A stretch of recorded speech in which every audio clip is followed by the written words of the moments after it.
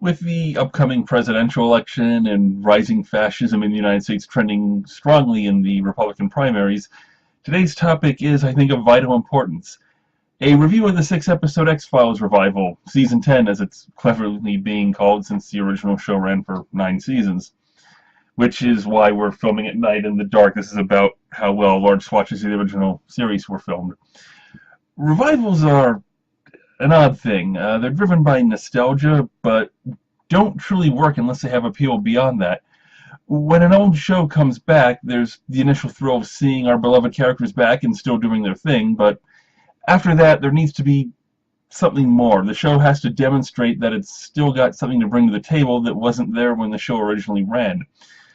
Revivals have to serve two masters: the original fans who want to see something faithful to the original, and the new viewers who want something that will interest them as well, even if they have absolutely no knowledge of the show as it originally existed. If the revival has no appeal to new audiences, then at best it's the creators giving a shout-out, a small gift to the fans and saying, "We haven't forgotten you." But at its worst, it's a crass exploitation of devoted fans to wring a few extra dollars out of their fond memories of a long-canceled production. So there are two fundamental questions about Season 10.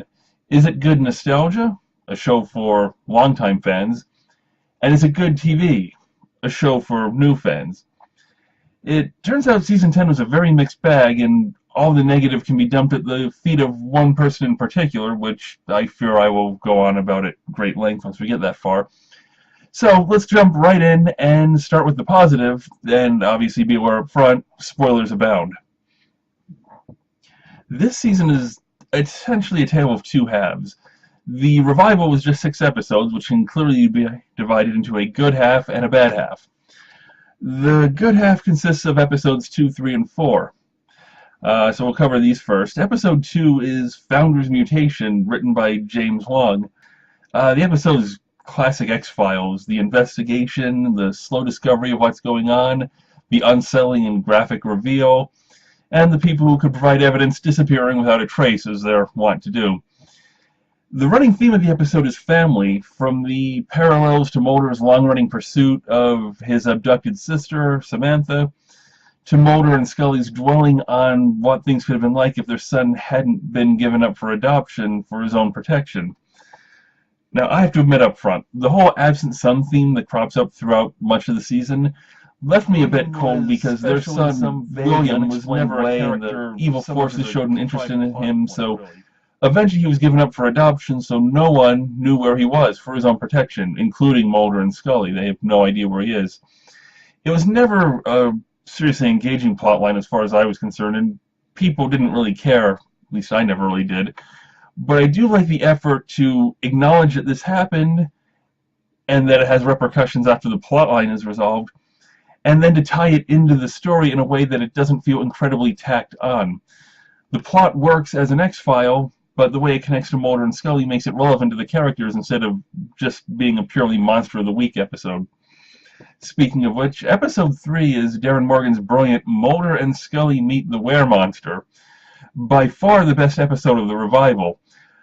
Since the season 3 episode Jose Chung from Outer Space, which was not coincidentally also written by Darren Morgan, no show has ever done such a great job at poking fun at itself with devastating accuracy and self-awareness, while still working as an episode within the show's internal logic. The episode begins with Mulder going over old case files with perfectly reasonable and rational explanations that he didn't see at the time, and realizing he wanted so badly to believe that he chose to believe outlandish theories rather than accept the reasonable ones. The running theme of this episode is outcasts, from Mulder's obsession with the paranormal, to the hotel owner with a voyeurism fetish, to the animal control officer, to the cross-dresser, to the weremonster himself. People who don't fit in, who don't slot neatly in as round pegs in round holes. People who, by their very nature, are different and aren't accepted as a result. The only person in this episode who ever really fits in at any point is the weremonster, and he only accomplishes that by behaving completely contrary to his own nature. In the end, both he and Mulder find that they're best suited to being themselves, regardless of what anyone else may think of them. This is the X-Files at its best, with weirdness, humor, and heart all at once. And except for those who get upset anytime the show attempts humor, this is probably one of the top 5 episodes this show has ever done. Darren Morgan knows how to write plots, and he knows how to write character, and he knows how to tie them together, and the show is much richer when he's involved. The 4th episode is Glenn Morgan's episode Home Again. Thematically, this episode is all about the disappeared. Scully's mother, who naturally disappears when she passes away, Scully's brother, who disappeared by choice and has little or no contact with his family for reasons no one other than himself really understands. Mulder and Scully's son, disappeared by their choice for his protection. The victims of the perhaps unfortunately named Band-Aid Nose Man, who were forcibly disappeared by murder for their crimes against the homeless. And, of course, the homeless themselves, disappeared by a society that would prefer to force them to go away and pretend they don't exist, rather than simply help them. Mulder addresses this point blank early in the episode when he says to 2 completing homeless activists, "Okay, I hear you speaking for them, but really speaking for yourself, and I hear you speaking for them, but really speaking for yourself. What I don't hear is who speaks for them." Because ultimately, no one speaks for the disappeared. Out of sight, out of mind. I like the little touches in this episode, especially when Scully gets the news about her mother, and after Mulder tells her to go and as she turns to walk away, he gives her one of the most awkward, sympathetic pats on the shoulder you'll ever see, as someone who cares deeply for her but still has no clue how to express it. Others are a bit more obvious. The murder set to Petula Clark's classic Downtown is a wonderful juxtaposition of the horrific and the upbeat, like the show did so well in its prime. There's also lots and lots of dark rooms and brilliant flashlight beams slicing through them. Ultimately, the resolution of this episode is kind of unsatisfying. The Band-Aid Nose Man more or less ceasing to exist, disappearing as well as it completes its purpose, though it doesn't really solve anything. In the end, Scully reflects on her loss and on her son, worrying how he might come to think of her for making the decision that she did to give him up for adoption. When it comes to the complex emotional issues that result on both sides from adoption, I am one of the least qualified people to expound on this topic that you will ever see. But I still appreciate that the show makes an effort to address this, to acknowledge that these decisions will still reverberate decades later, that it doesn't end when it's over, that pain never disappears.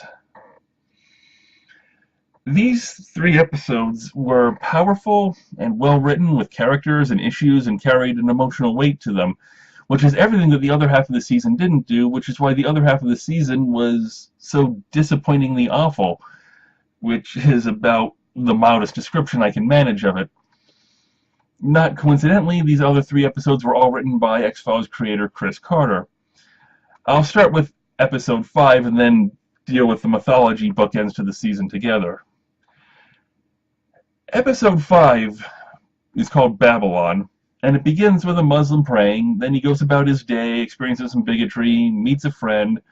And as I'm watching this, I remember thinking, oh no, don't do this, do not do this.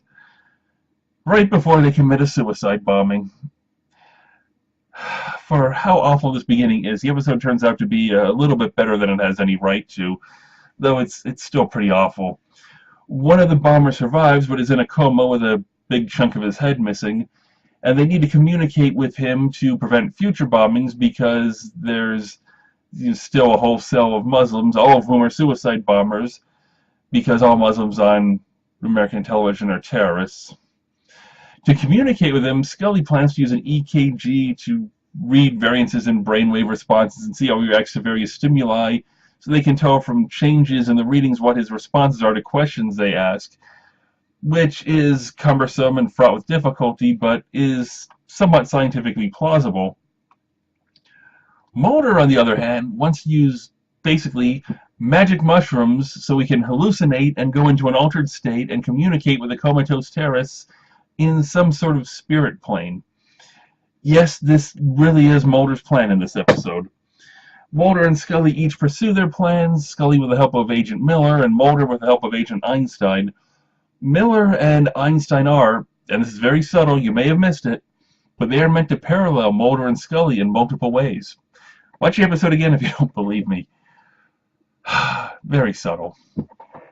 As it turns out, Mulder's plan is the one that works, in that something he saw in his vision allows him to find all the other terrorists and arrest them, allowing the show to say they thwarted the biggest terrorist attack since 9/11 and use footage of the burning Twin Towers for the second time this season.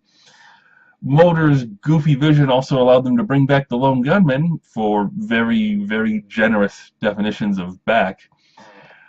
I don't know what the theme of this episode is, but it seems to be the more ludicrously, preposterously irrational the concept is, the more likely it is to work. Nothing makes this theme more clear than the season premiere and finale, episodes 1 and 6, titled My Struggle and My Struggle 2. They are both so terrible that I don't know where to start. Alright, we'll start here. The most appalling new character of the revival is Tad O'Malley, the host of an online program, Truth Squad, which peddles in the worst sorts of conspiracy theory nonsense and then doubles down on it. Now, if they made a farce of this guy like the show did with the stupendous Yappy, then I could roll with it. But they present this man as the voice of reason, shouting truth into a world that desperately needs to hear it. The show elevates the peddler of paranoid fantasies and conspiracy theories that fall outside any semblance of rational thought to the level of hero. See, I'm not going to try to separate episodes 1 and 6 at all, because the bullshit flows freely between them, and they tie together, and they're just so packed with nonsense that there's really no point in trying to break them apart. Mulder, after deciding that there were never any aliens since Roswell, which flatly contradicts things that he's seen and experienced in pretty much the entire mythology arc that has ever existed on the show up to this point, gets together with Tad O'Malley and declares to be fact based on no evidence whatsoever the most incredible string of nonsense that I think I've ever heard. Let me just summarize this from the episodes using some direct quotes when it's just too incredible to paraphrase. Ready? Okay. Once World War II ended, aliens were drawn to Earth by our use of the H-bomb, explosions acting as transducers drawing alien life forms through wormholes in spaceships using electrogravitic propulsion, worried on our behalf, sacrificing themselves to save us, leading to a worldwide conspiracy with world leaders studying alien technology and biology. Then staged alien abductions were used to test their findings on victims using reverse-engineered alien technology and biology, leading to the creation of alien-human hybrids. This secretive hoarding of science and technology is driven by corporate greed, but also the takeover of the nation and the world by any means necessary. Drought brought on by weather wars caused by aerial contaminants and high-altitude electromagnetic waves, in a state of perpetual war to create problem-reaction solution scenarios to distract, enrage, and enslave Americans with the Patriot Act and the National Defense Authorization Act, police militarization, FEMA prison camps, corporate takeover of food and medicine, the fattening and sickening of Americans, a collection of data without permission, all to be used against us when the final takeover begins, and actually followed by the detonation of strategic electromagnetic pulse bombs to knock out power grids, passed off as foreign terrorism. There'll be growing panic in the streets and a media blackout everywhere, except Tad O'Malley's show, which sees anthrax leading to flu and bacteria diseases, and if you see certain graffiti in your neighborhood, it's a sign that your DNA is being targeted by chemtrail aluminum. Only no, Scully thinks the alien DNA is actually the key to immunity, and the smallpox vaccine planted the Spartan virus that the alien DNA will cure if only they can amplify the DNA from the aliens. People start dying, soldiers and elderly, and there's new reports that it's not just chemtrail aluminum that's triggering the biological attack, it's also microwave radiation. So his advice is to stay indoors. And at this point, I'm generally embarrassed that this crap was written by someone with the same first name as me. I do have a few questions about this web of conspiracy, Chris. Is this government hiding the proof that the Earth is actually flat? Can cancer be cured through diet and exercise? Was Sandy Hook a false flag operation where no one actually died? Because frankly, you've hit on just about every other major wackadoodle conspiracy theory out there, so you might as well just go for the clean sweep. Seriously, this is garbage. And these are the good guys talking here. Episode 6, the grand finale, ramps this up even further. Nothing in this episode makes any goddamn sense. Absolutely nothing. The plot, such as it is, involves Mulder disappearing and his friends and associates trying to find him as a doomsday plague starts sweeping the nation, continent, world. It's not really clear how far this goes, but it's clearly meant to be this sort of end of the world scenario. The thing is, this creative crew, specifically Glenn Morgan and James Wong, who wrote 2 of the episodes here, the good episodes, this creative crew has already done an end of the world scenario, and they did it much more effectively. It was on the X-Files sister show Millennium. Ratings dropped and they expected to be canceled at the end of season 2. And they decided, it's a show about the end of the world. We're at the end of our run. Let's end the world. And they did exactly that. This finale was powerful and brutal and uncompromising and unforgettable. I remember large portions of this vividly, even though I only ever saw it once when it first aired back in 1998. It pulled no punches and offered no compromise. There was no suggestion whatsoever this could be averted. There was no backdoor or escape clause or reset button hinted at, no implication that the curative could be mass-produced and that everyone would be fine. There was never the slightest hope given at any point that this could ever have a happy ending. It was a story about the end of the world. But it was also a story about Frank Black. How he learned the plague existed, what he did to find out more about it, his realization that preventing it was far beyond him, his decision on who else he was going to look out for and try to protect, his attempts and largely his failures to save those he wanted to save, him explaining to his wife the impossible choice of just one cure, knowing exactly what she'll say and that he knows that she's going to insist on inoculating their daughter and that he's going to lose his wife. It was a story about Frank Black. He was the heart and soul of it, and he was our connection to the story. The reason we cared, and why we worried what was happening. And I feel it would have been one of the most effective and powerful series finales in TV history, seriously. If the network hadn't renewed them for a 3rd season, still, it was a brilliant episode, powerful and haunting and everything you could possibly hope for in an end-of-the-world scenario. Contrast this with the end-of-the-world plague and Mice Struggle, too. That just rolls off the tongue, doesn't it? Which definitely avoids doing anything correct that Millennium did correct. Nothing in this episode makes any goddamn sense. Don't bother remembering that phrase. I'm going to be repeating it a lot. So, Mulder disappeared. We understood why Frank did what he did. Let's look at this episode instead and try to figure out various characters' motivations, shall we? Starting with Mulder, we see him beat up, ignoring phone calls from friends because he's off to see Cancer Man, or Cigarette Smoking Man, or CGB Spender, or whatever you want to call him. Why would he not simply tell Scully, I'm okay, gotta lead, I'll be in touch soon? I don't know, but it doesn't make any sense, but nothing in this episode makes any goddamn sense. He finally gets to Old Smoky, who sent the message requesting a meeting with Mulder in the form of a man who broke into Mulder's home, fought him, tried to strangle him, pointed a gun at him, and ended up at gunpoint himself before apparently getting around to finally delivering his "my boss wants to see you" message, and then evaporating into thin air because he certainly didn't accompany Mulder back and we never saw him again. Perhaps he could have simply knocked on the door and delivered the message without a gratuitous fight sequence? I mean, that's probably how I would have done it. But, nothing in this episode makes any goddamn sense. So, Cancer Man meets Mulder at gunpoint when what is, I can only imagine, intended to be some super intense final meeting between these 2 longtime adversaries. Cancer Man says there's a plague coming, and he offers to save Mulder if Mulder will join him, and Mulder says no. Cancer Man mocks him a bit, Mulder collapses, and then who shows up but Agent Mulder? No, not Mulder, the other Mulder, Mitchell, Miller, Murphy, something like that. He shows up right in Cancer Man's living room and walks Mulder out of there. Cancer Man says a snarky goodbye and lets him go. It's not clear what any of this accomplished or was supposed to accomplish. It's not clear what Cancer Man's goals are, other than depopulating the planet for some reason. Why did he invite Mulder? Why try to save him? If he's worth saving, why let him go? What the hell was going on here? No answers. We also had an appearance from Monica Reyes, and the way this was handled offends me on a few different fronts. First and foremost, the credits.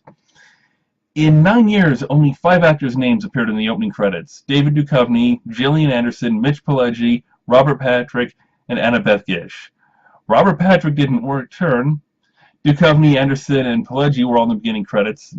Boy, Mitch Pileggi really did a great job during his roughly 3.5 minutes of screen time over 6 episodes, didn't he? And Gish, well, the showrunners tried to keep some guest appearances a surprise. When Cancer Man first showed up, they held the actor's name until the end to avoid giving his appearance away, even though the network put him in the pre-release promos, so good job there. When the Lone Gunmen came back, barely, their names were in the end as well. They held them back so that wasn't given away early on.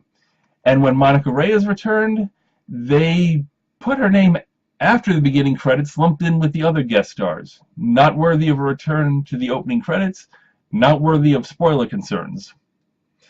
Did they do this because she's from the last 2 seasons of the show and they figured no one would care? Or did they do this because she's a woman and they figured no one would care? Well, their initial financial offer to Gillian Anderson to get her to return was only half of what they offered David Duchovny to come back. So their track record for the treatment of women, not working in their favor. And how was her character treated? Arguably even worse. Scully states, for the benefit of the audience, that Reyes left the FBI a decade earlier. In a flashback, we find out why she was called to meet Cancer Man. Now again, a little history here. Cancer Man was last seen at the end of the original run in the finale, presumed dead previously, but turning up again in a cave. And ultimately, a helicopter launched a missile into the cave, which exploded, and there was a slow-motion scene of the flesh vaporizing off his bones to make it absolutely clear that he was finally and truly dead. So, he's back. First chance they got. And no, there was a second movie after the show ended, so, okay. They brought him back the second chance they got. Reyes walks in, and Cancer Man is in traction as he recovers from being vaporized. And he tells her that he's the most powerful man in the world and that he can protect her from what's coming, the depopulation of the entire planet. And she falls for this and becomes his slave? I don't know. And she clearly hates it, but she tolerated it for a decade and never warned anyone, but chooses to now because reasons? I can find absolutely no logic of any kind in anything we see of Reyes at any point in this episode, but that's because nothing in this episode makes any goddamn sense. Now, am I being too harsh about how she was treated? No, I'm not, because picture this. Imagine that Gish had declined to come back, but Robert Patrick had agreed, and try to picture him doing all the same things in this episode. Seriously, in your mind, overlay John Doggett on top of Monica Reyes, and give him the same dialogue. Would that work for you? Would that make any sense? Would you believe that? And why would it be okay for her? We've also got Scully and her counterpart Einstein participating in the worst episode of House ever. They have to isolate, identify, and cure this disease that's been 70 years in the works in 3 commercial breaks or fewer. Early on, Scully makes a motorish leap of faith to determine what is going on and how bad it's going to get and why it's happening and what they'll have to do to survive it. She says at one point, "Without alien DNA, you don't stand a chance against the Spartan virus." Actual dialogue.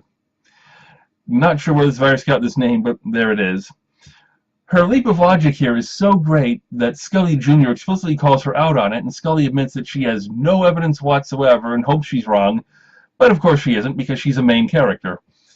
Later on, tests are run to prove her correct, though they failed the first time, which I mention only because in both My Struggle episodes, there was an attempt to hinge drama on test results coming back incorrect and having to be rerun, which is, shall we say, a curious choice for drama, much like beginning both episodes with a voiceover and a series of photographs, all of which demonstrate that Chris Carter has heard of parallel structure and understands its form, but definitely not its function.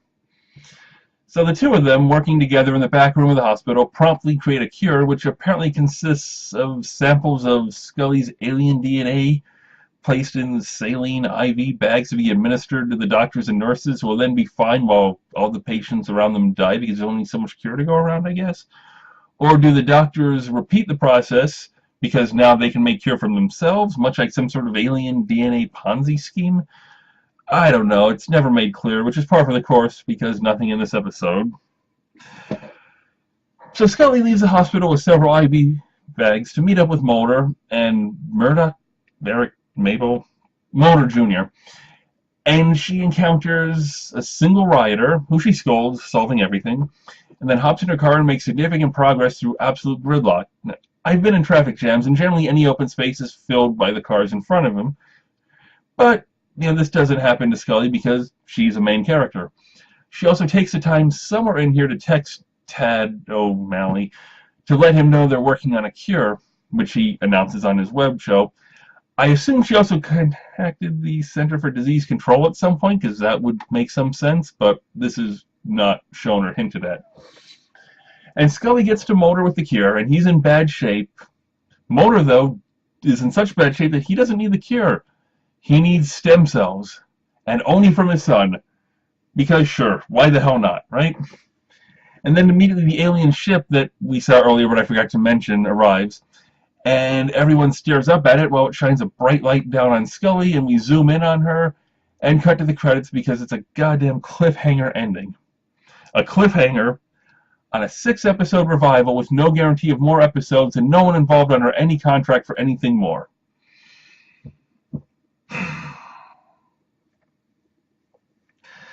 These episodes reaching this ending leave me with just a few questions here. Scully and Scully Jr. spend the episode trying to make a vaccine.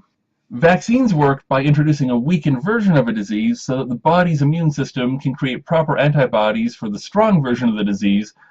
But if, as we're told, people's immune systems are being completely shut off, then how could a vaccine possibly help? How does an IV of alien DNA kickstart an immune system? Why do they need amplified DNA?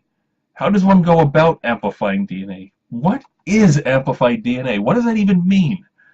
Why would the people running this conspiracy have introduced the alien DNA into her when she was kidnapped and given her the means to fight it?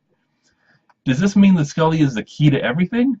Wasn't Sveta the key to everything just 5 episodes ago? Just like Samantha Mulder was the key to everything and the kid with the glasses who could read minds was the key to everything? If there's alien DNA in everyone, why is Sveta the key to anything? If there's alien DNA in everyone, though, why would Scully be the key to everything either? How many times is Mulder going to identify the key to everything before he learns better? Why did all of this start happening now? Is it because the X-Files got reopened again? If so, shouldn't this have happened a decade or more ago? Is it because of the expose on Ted O'Todd's show, like he claimed it was? Remember, on his show, he had on Dr. Rubel, whose name sounds like a disease, who announced that due to our tampered genomes, a variety of plagues will spread worldwide, specifically targeting certain groups of people first, soldiers getting anthrax, emergency response personnel, even though plague really doesn't target by occupation, described as, quote, a rolling first wave of contagion set in motion by our revelation of a far-reaching conspiracy of men, unquote, meaning he's basically taking credit for sparking the plague. Why would his internet shows scare the members of a 70-year-old conspiracy into suddenly acting on this? Are they that scared of an internet conspiracy theorist? What exactly is the point of this conspiracy? What exactly is the point of depopulating the planet? What is their endgame? What's their motivation? If it's corporate greed, as asserted previously, how much will the corporations profit if the world is depopulated and there's no economy anymore? If it's power and control, as was also asserted, who's going to be left to have power and control over if everyone is dead? What possible reason would anyone have to need the ability to kill off everyone on the planet on command? Are you kidding me? What are you people talking about? What the hell is going on here? See, this is where conspiracy theories always fall apart. The word theory indicates a conclusion supported by evidence. And conspiracy theorists, be they moon landing hoaxers or Sandy Hook false flaggers or 9/11 truthers or whatever garbage bullshit conspiracy they happen to believe in, they can never provide the goal the conspiracy is trying to accomplish and how the conspiracy they propose is the most efficient or even remotely plausible way to accomplish that goal. And this episode is no different. I feel Like, Chris Carter has given up on even the pretense that there's a big picture, and has just decided to present us with random pieces of nonsense pasted together to form no picture whatsoever. The nonsense is being put in the mouths of characters we know and trust, lending credibility to this garbage, and it's insulting. Additionally, an internet conspiracy theorist is presented as the voice of reason, even as he's suggesting that there are weather wars triggered by high-altitude electromagnetic waves, which, as I recall, was part of the plot of Superman 3. And in a world where children are dying because their parents believe that vaccines don't work, claiming it's irresponsible not to make wild, unfounded claims is an appallingly irresponsible thing to present, and making the people who take these leaps of logic into heroes who are invariably correct is even worse. See, the overall problem with Chris Carter at this point is that he demonstrates no respect at all. Not for the show, not for the characters, not for the fans who stuck with the show all this time. Starting out by saying that all the proof of aliens that Mulder has ever seen over the run of the show wasn't really aliens is a way of throwing out everything the fans have spent time and energy on and replacing it with something new. And it's terrible. And there's no consistency. Mulder goes from believing that H-bombs drew aliens to Earth through wormholes in episode 1 to questioning whether his obsessive need to believe in the supernatural clouded his perspective on his entire career in episode 3, to trying to communicate with brain-dead terrorists on the astral plane by eating hallucinogenic mushrooms in episode 5. Erratic does not begin to describe this 6-episode revival.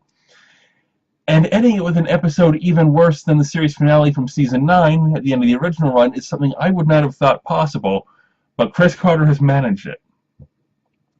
Now, if there isn't another season, then The X-Files ends with Mulder dying on a bridge under a UFO while plague sweeps the land.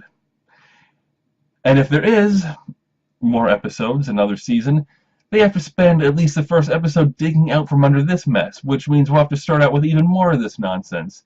Which I don't know that I have the stomach for, honestly. Which brings us back to the original question. Did the revival work, either as nostalgia for longtime viewers, or as, a new show for new viewers? For longtime fans, I guess so. Some of the Meadow episodes, a good half was worth it, but overall, in a word, no. No, it didn't work. It proved that it can work. The fact that the good half of the season ranged from solid to among the best shows that the show has ever done during the run of the series demonstrates that this can work if they can avoid the bad half of the season, which ranged from, well, I didn't turn it off, to that is a chunk of my life that I could have spent watching the Star Wars prequels. Which is what it comes down to, basically. Chris Carter has become to the X-Files what George Lucas is to Star Wars, what Gene Roddenberry was to Star Trek. They created something good that others made great, and then in time they became the biggest obstruction that the franchise has to overcome.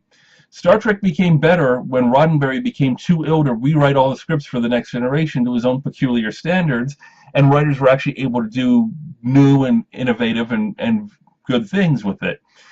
And Star Wars has rebounded beautifully now that Lucas has sold the franchise to other people.